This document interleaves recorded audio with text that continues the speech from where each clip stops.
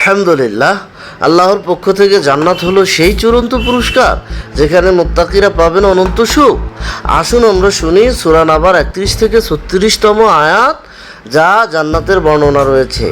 আউযু বিল্লাহি মিনাশ শাইতানির রাজিম। ইন্না লিল মুত্তাকিনা মাফাজা। নিশ্চয়ই মুত্তাকিদের জন্য আছে সফলতার স্থান। আল্লাহ ভীরু মানুষদের প্রকৃত মুক্তি জান্নাতে। হাদাইকা ওয়া আনাবা, উদ্যানসমূহ আর আঙ্গুরের বাগান। জান্নাতের শোভা যা দুনিয়ার কোনো সৌন্দর্যের সাথে তুলনানীয় নয়। ওয়াকাওয়াইবা আতরাবা, সমবয়সী সুন্দরী সঙ্গিনী। জান্নাতের সুখ শান্তি হবে পূর্ণতা লাভকারী। ওয়াকাসাদিহাকা, আর পূর্ণ পেয়ালা। জান্নাতের পানীয় হবে পবিত্র, কোনো কষ্ট বা ক্ষতি ছাড়াই। লা ইয়াসমাউনা ফিহা লাগওয়া ওয়ালা কিযাবা, সেখানে তারা শুনবে না কোনো অনর্থক কথা কিংবা মিথ্যা।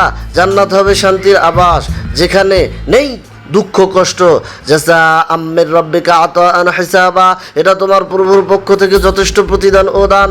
জান্নাত আল্লাহর অনুগ্রহ ও ন্যায্য প্রতিদান। হাদিসে এসেছে, রাসূল সাল্লাল্লাহু আলাইহি সাল্লাম বলেছেন, আল্লাহ বলেছেন, আমি আমার সৎকর্মশীল বান্দাদের জন্য এমন কিছু প্রস্তুত করেছি যা কোনো চোখে দেখেনি, কোনো কানে শোনেনি, কোনো মানুষের কল্পনায় আসেনি। সহিহ বুখারী মুসলিম। প্রিয় বন্ধুরা, জান্নাতের প্রতিশ্রুতি সত্য।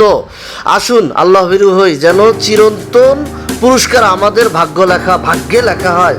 আল্লাহ আমাদেরকে কবুল করুন। হে আল্লাহ, আমাদেরকে হেদায়েতের পথে রাখুন। আমিন। আল্লাহ কবুল।